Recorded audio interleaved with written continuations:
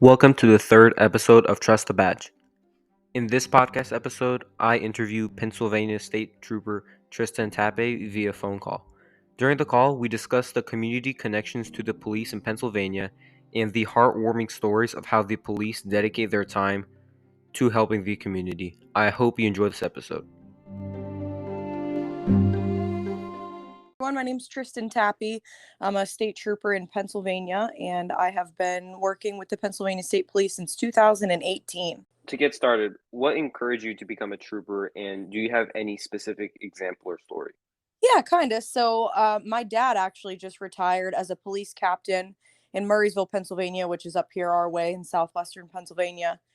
He retired in March with 42 years of service. And when I was in college, he was sent to the FBI National Academy. And Oh, we got wow. to visit him. Yeah, it was awesome. And we got to go visit him. And after touring the academy, I told him this is what I was interested in doing for a career. So he said, we actually have horses, and I showed horses my whole life. And my dad said, well, the state police has a mounted unit. Why don't you try and work for the state police? And so I was 21 when I applied. And then a few short months later, I was in the academy right when I graduated college. So I was 22 years old when I went through the academy and became a trooper. Wow. How long have you been a trooper so far? Yep, since October 2018. Oh, So so 4 years. years. Yeah, about.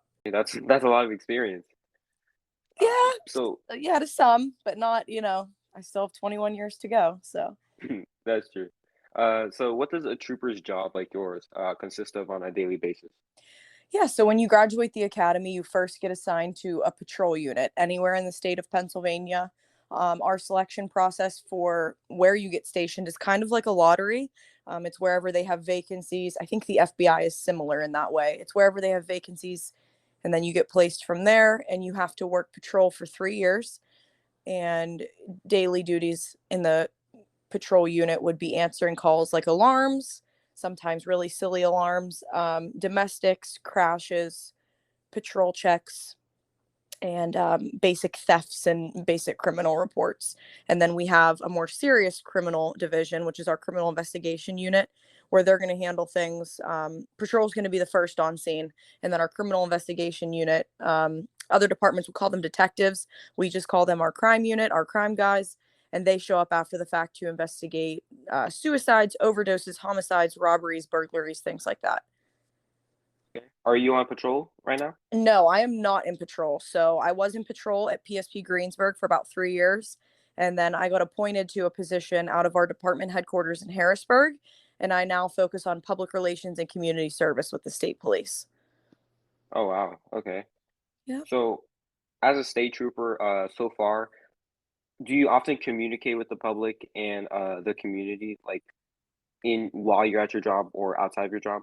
Yeah, definitely. So with my specialized unit, that's all I do is focus on community outreach and creating that bond. And I know in some of the questions you have and about this podcast, you're really focused on that as well. So that is what our unit, which is made up of 17 troopers, corporals, and a lieutenant, that's what we do. We just go out within the state, within our troop area, and we focus on things like that. I still run into some calls here and there. I'm driving on the road, so I'll drive up on some crashes every now and then, or you'll go to a public event and people get into fights and stuff. So, still making arrests like the patrol unit does, just not as often, and not being dispatched to calls as often, but definitely with the community all the time. I'm in the schools almost every day. I have 5 counties that I cover, and I try to stop by every week to a few schools, talk to the kids, and just show that I'm a human too, and they can be comfortable around somebody in a uniform. Of course. What do you mostly enjoy about your current position? Definitely being involved in the community. I am a local 4-H leader as well, and I think that's huge. So it's an agriculture-based program, and it's nationwide, but Pennsylvania, it's a really big program. And it's just nice because it shows, like I said, a different culture of people. Maybe people on farms and stuff aren't as familiar with seeing the police day to day. I live in a more rural part of Pennsylvania. I'm about 30 Okay. minutes from the city of Pittsburgh. So it's just really nice to reach out with multiple cultures and different types of people with different backgrounds and things like that. And like I said, it just helps boost up the morale towards the police. That's actually a great job, especially since you're dedicating yourself to make that happen. Hmm. Uh, so, like, when you are in your uniform, how does the public treat you differently versus when you're out of your uniform? Yeah, so I would definitely say, like I said, I'm in a more rural part of Pennsylvania, but more than anything, I would say we have wonderful support toward our law enforcement. There's always one in every crowd that's not going to like you, but that's everywhere you go. But I know compared to some other bigger cities, Pittsburgh, Philadelphia, Seattle, Portland, places like that, Baltimore, Detroit, they have a little bit more. The public has a little bit of a different perception of the police, but I would like to say more support than there is hate in our area. When I'm out of uniform, so I'm a female. So for me, my hair's back in a bun and I look a little different in uniform. So a lot of people don't recognize me when I'm in street clothes and my hair's down. Sometimes people do, but yeah, it's nice. It's good. Makes you feel good, makes you feel like you're doing something good as a police officer when people recognize you and are excited to see you. It's actually great to hear. Is that so is policing viewed better in Pennsylvania in your opinion than other places? In my opinion, yeah. And like I said, I haven't worked in several different demographics or places and cities, things like that. Like I said, I've always policed in a more rural area, but from what I hear from friends and what we see on TV, unfortunately, every day, I would definitely say that where we are is a lot better than some other cities. Okay, that's okay. That's actually a lot better than what I've heard from other people, especially because some people just don't tend to like the police in their community, Right. and just knowing that like where you're located in like a rural place of Pennsylvania, yeah, that's actually great to hear that Pennsylvania views their policing as a much better ideal than others. Yep. Yep. So, regarding that, what do you think the public and media misunderstands about policing? Well, I know a big topic that we cover in the past few years has been use of force policies within certain departments. The state police's use of force policy is actually posted online, but the media, you know how it goes. The media posts what they want to post, and they warp things and only show certain clips. You're not seeing the whole story, and I always tell people that before you just believe what you see on the news. If there's a video clip of a shooting or a stabbing and it's not weighing in the police's favor, whether it was justified or not, do your own research. Go online, search for the whole video. So you're seeing a 30-second clip of probably a 30-minute encounter. And a lot of times, I think the public, there's backlash on when these fatal shootings or stabbings or what have you, car accidents, things like that involving police, when it is justified of their extent of use of force, I think the public gets upset because they don't think it was justified. They don't think it was right. But actually, you know, by the court and by policy, things like that, the police officer was just acting within their means, within their duty, and they were allowed to do whatever actions that they had to do. So, Yeah, that's a great point because the media is like what some people uses as their like one and only view, right? They right. only use the media as their only vantage point of what's actually going on in the world, and usually the media will split up the important parts to the parts where they want to get more attention. For view, So yeah, right. like Yep. you said, like body cam footage, they will probably only show like the part where the officer did have a hiccup. But in most cases, I do believe that officers know what they're doing, and the media just portrays them as the the wrongdoing. Right. Yep. So yes, you would agree that the media affects this misunderstanding, correct? 100%. I think if anything, they just add fuel to the fire with the public hatred, and not all the time. I'm not going to say 100% of the time because you see news clips all the time of police officers doing nice things or going out of their way to help others. It's not always negative, but I think a lot of the negativity and the hatred has been fueled by the media because people see these short clips and automatically have a preconceived notion of what happened. And like you said, most of the time, the officers that are doing these things have extensive training and experience. And more knowledge than the public would, right? Not all of them. Sometimes officers and troopers, law enforcement, they do mess up, but most of the time it's going to be someone with lots of experience and training to act within the course of their duty. Yeah, and speaking of that point, in Pennsylvania, how long is the training academy for a state trooper? So for the Pennsylvania State Police Academy, it is a 6-month training, about 6.5 months in Hershey, Pennsylvania, right next to Chocolate World. And it is a paramilitary organization. So it's basically like military boot camp. No phones, you have room inspections, you work out several hours a day, you get very little sleep. Basically they tear you down to build you right back up and send you off by the time you're ready to be a trooper as a confident individual ready to protect and serve the community. Yeah, I feel like different places and states, they have different values for state policing. For example, here in Florida, where I live, it's more of just highway patrol, and I Mm-hmm. feel like up in the north, it's more of a more dedicated career goal for the state troopers. Yeah, so that's actually funny you say that. So my college roommate, her boyfriend is a police officer in Wisconsin. And so up there, it's the state troopers, it's highway patrol, and that's all they do. And then the sheriff's deputies answer the domestics, go to the calls. They're the street cops, for lack of better terms. But in Pennsylvania, the state police is actually the biggest police agency.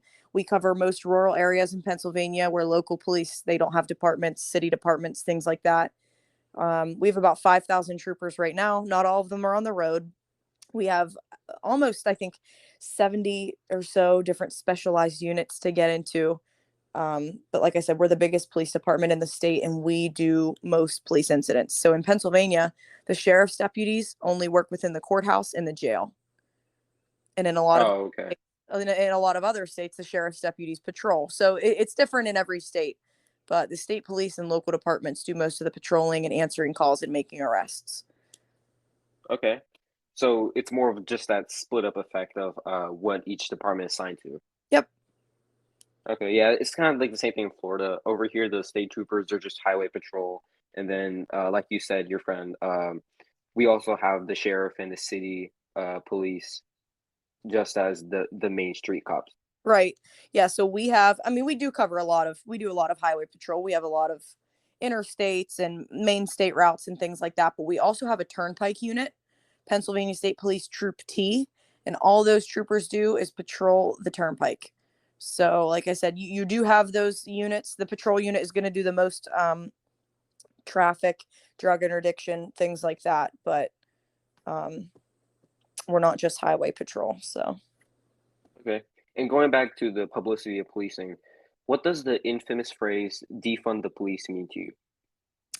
Well, I think it pretty much means the same thing to most people, and that is to withdraw some funding, wind it back, eventually exhausting or dehydrating resources that we have, giving us less and less. And with that, I think the public perceives that as if we give them less equipment and less resources, they'll have less power.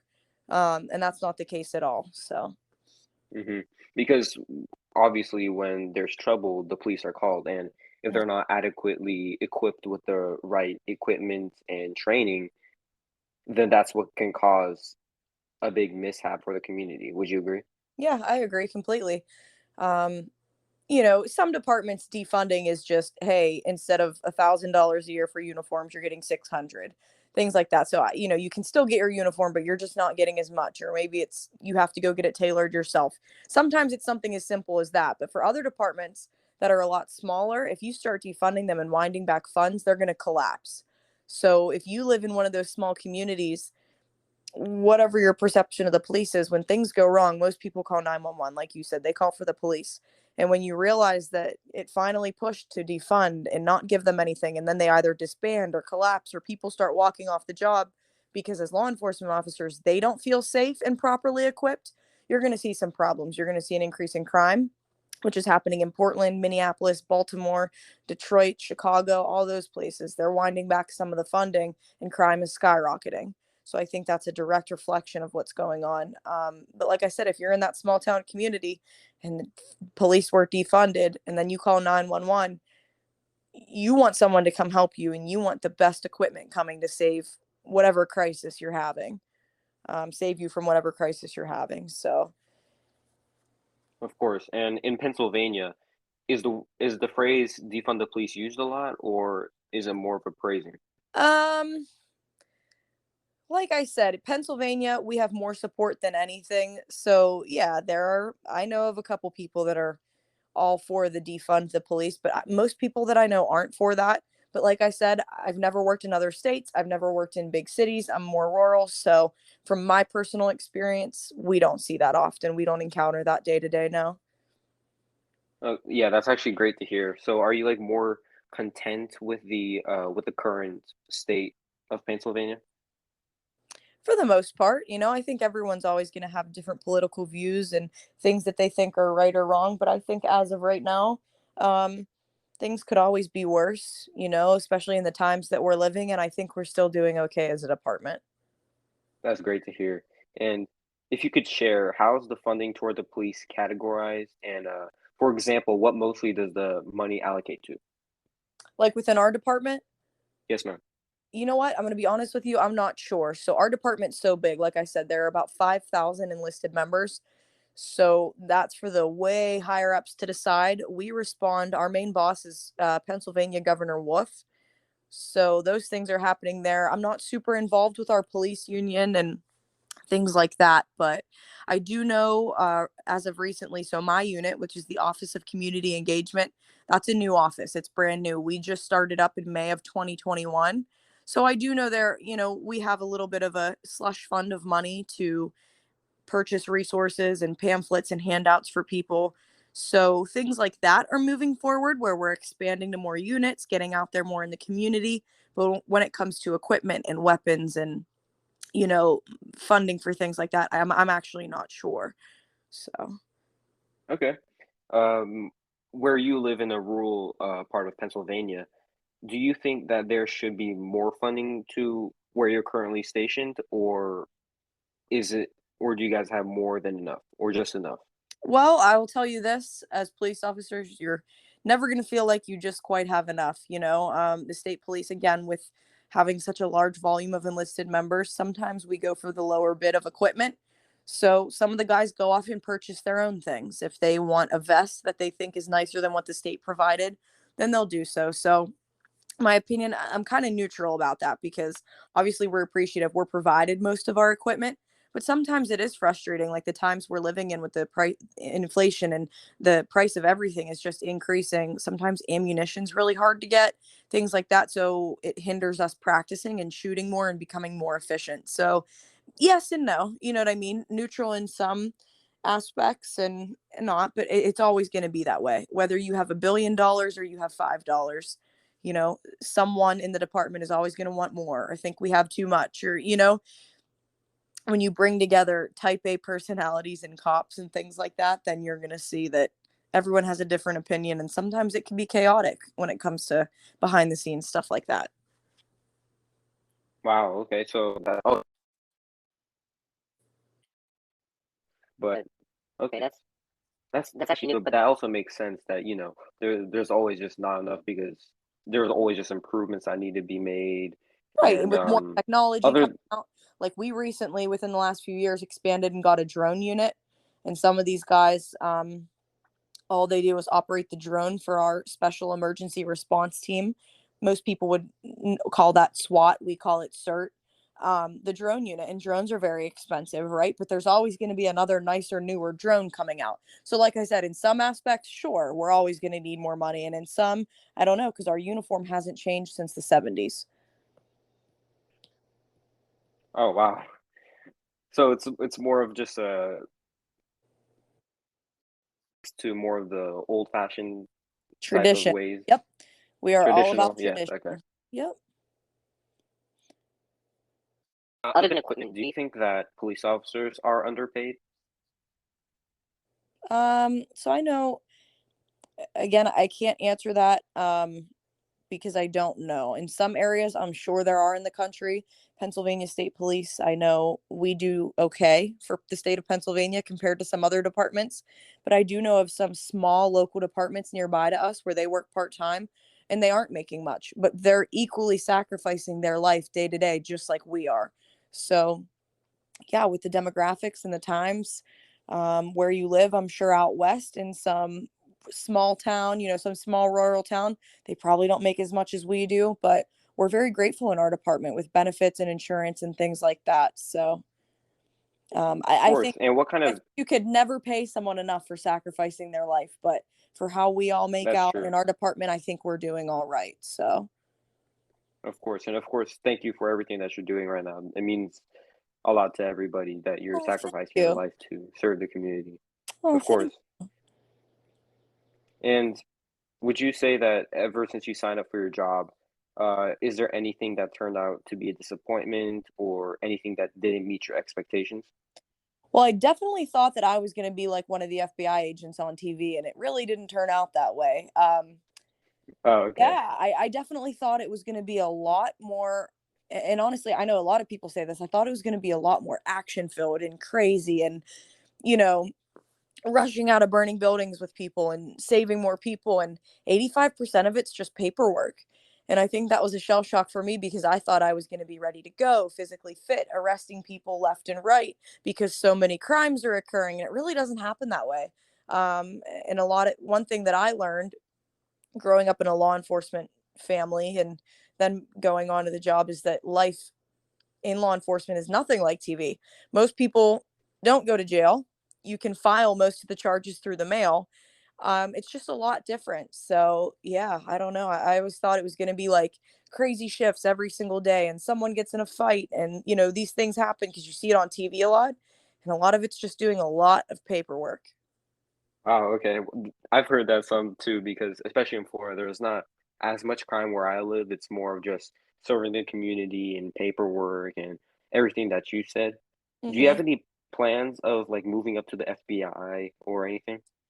So that's funny you say that. So I did go for a presentation to the FBI headquarters in Pittsburgh recently and for their Citizens Academy.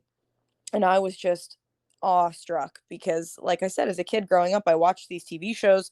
I watched my dad go through the academy, and it's just the FBI. Everyone thinks it's so elite. And one of the agents looked at me and said, we barely go out and patrol and investigate these cases. A lot of it is desk work and paperwork. And, watching people's social media and what they post and studying behaviors and things like that. So I thought that was interesting. But as of now, I'm pretty content with my job, but who knows, where the next 10, 15, 20 years will take me. So, yeah. Okay. So do you think that the FBI is more suitable for you or where you're at is more suitable? For the time being, I think where I'm at's more suitable, but the FBI, like I said, who knows? I speak fluent French and Spanish, so I do translate for the department a lot. And my dad always said, go to the Oh, FBI. They wow. always need people that do that, but I know they would send me overseas and probably do stuff like that. So I don't know. I don't know many FBI agents to ask anyone what it's like day to day working there, but from what I hear, it's always a lot of paperwork and, like they say, nothing like TV. So. So what are your plans for the future as an officer? Just stay in the department, get higher in the ranks, or what are your plans? One day, sure. I think that would maybe fall in the cards for me to one day promote. I'm not there yet. You have to have 5 years to promote, so I'm towards the cusp of being at 4. So within my specialized unit, another trooper and I, two other troopers and I, Corporal Aaron Allen and Trooper Steve Lamani, we are in charge of a county program called Shop with a Cop, where we fundraise money and we take kids from underprivileged homes or police calls that we've been on year round as a patrol unit, crime unit, etc. And we call those kids during Christmas time. We have them meet us at one of 6 local Walmarts in the county and we take them Christmas shopping. We provide them with winter clothing if they can't afford it. And some of these kids show up barefoot with no car seat, they have nothing. So it's just such a rewarding moment when you arrest all these people and you go on all these domestic calls. It's hard on a police officer's heart too. So not only is this a good thing for the community, showing that we care about the kids and the families and want to give them a nice Christmas, but it's good for police officers because it's a humbling moment seeing that you're really finally making a difference. The kids get to spend $150 each on anything they want except for electronics because we live in a very electronic time. So we're trying to keep them involved with books and toys and clothes and things that they need and can really get a good use out of. So as of right now, I'm loving doing that so much that I'm totally content with where I am. Well, that's actually something that should be on the news. Do you have any special connections with the kids that you've talked with so far and you spent time with? Absolutely. I think we all do. So, one special story this year, we had a family, like I stated earlier, I'm a local 4 H leader. And I was told about a family, very young, mom and dad. They had 6 kids. And right before our Shop with a Cop program, the father passed away of COVID and he was only in his 30s. So, imagine being a single mom with 6 kids. What the heck are you going to do for Christmas? So, we called her and we said, bring them all. We're going to take them Christmas shopping. And these kids were the most polite, lighthearted, well-mannered kids that we've ever met. So one of the sheriff's deputies in our county was paired up with one of the boys in the family, and they all bought bikes and fishing rods. And the sheriff's deputy offered to take them fishing this spring because now they don't have their dad to take them. So I just thought that was amazing, and it gives me the chills. You see these things happening, and then these officers are taking the time to follow up months later. It just, like I said, for a police officer, I think it's good for their mental health too, right? To prove and show firsthand you made a huge difference in someone's life. That's actually very heartwarming that especially a sheriff deputy took his time to be like a father figure to some kids that don't have a father. Yeah, That's right. actually very heartwarming. That should be something that should be on the media and the news more of how community relations go so well, especially with policing. hmm And yeah, in Pennsylvania, you would say that community relations are much better than other places? In Pennsylvania, you mean community compared to other states, Yes, like yes, our outreach? Yeah. Maybe I'm just biased because I love our community units, but I think everywhere is. I see on LinkedIn I'm connected with officers and troopers and sheriff's deputies all over the country, and they're doing just as much as we are, if not more. There's always more to be done when it comes to the community. We are always going to have to work an extra mile to get the community to love us again. So I think any little bit of work is a start. So, yeah, I mean, I commend all the law enforcement officers across the country for their efforts because we're all just trying, right? We're all just human of and we want course. to do our best. So I think Yeah, it's amazing to there's so see. much. Yeah, it's Yeah, amazing to see what some of the other guys are doing and some of the ideas these guys and girls come up with. We actually steal off each other. We'll post it on LinkedIn, and I've had a major from Michigan say, "Hey, this is awesome. Do you mind if our department does it and post it?" And I'm like, "No, that's the whole point of us connecting and us networking so we can all be better."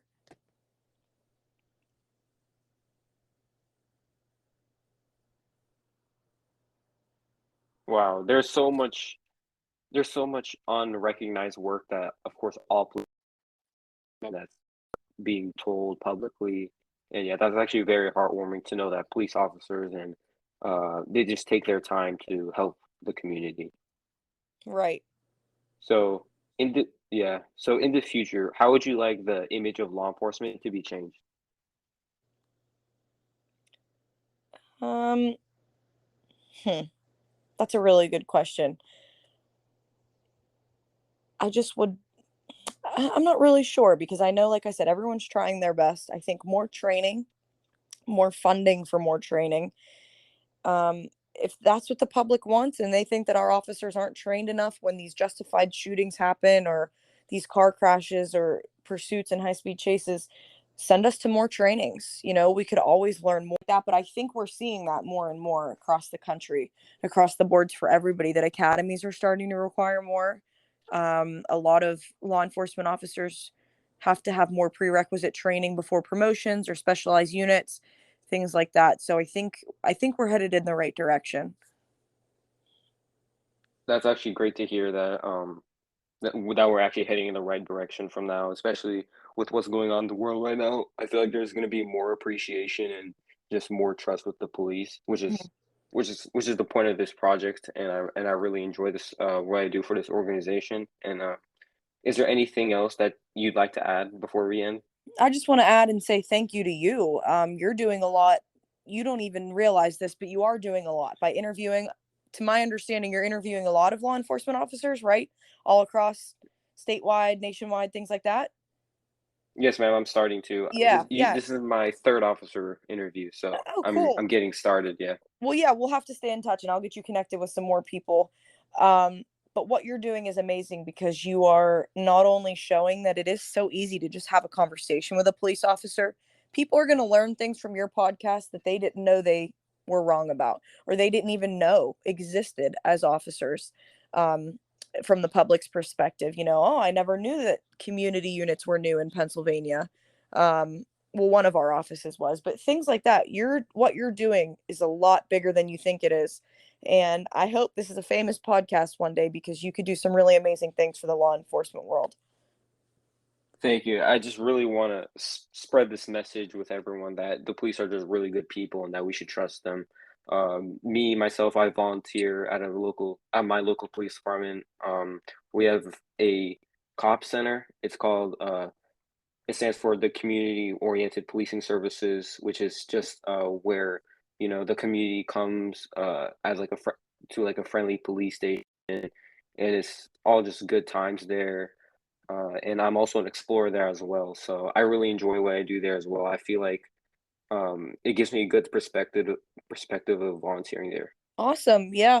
And I'm going to challenge you, continue to reach out to other people and educate the public from what you're learning and spread that positivity about the police. It really is a wonderful thing what you're doing.